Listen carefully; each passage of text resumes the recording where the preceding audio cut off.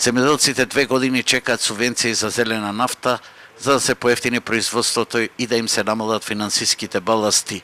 За годинава се најавени 200 милиони денари со кои се планира да се субвенционира 30% од потрошената нафта за сеидба и за другите трошоци. Последната надеж после сите доцнења и празни ветувања дојде во средината на овај месец кога беше распишан тендерот.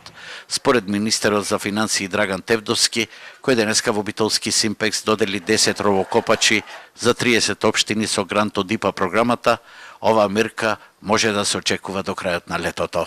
Во моментот е тендерот и мислам дека луѓето во Министерството за земјоделие веќе најавија дека може да се очекува некаде кон крајот на летото тоа зелената нафта да биде ефективна, односно земјоделците да можат да имаат корист од овој проект.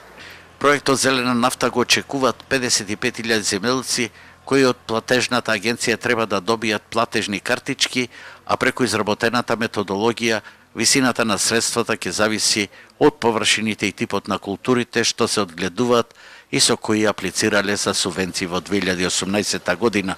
Пелагониските земјоделци сметаат дека покрај доцнењето на мерката, таа не е правична, бидејќи со овој процент може да добијат 750 денари по хектар за житните култури, а за индустриските по само 1000 денари.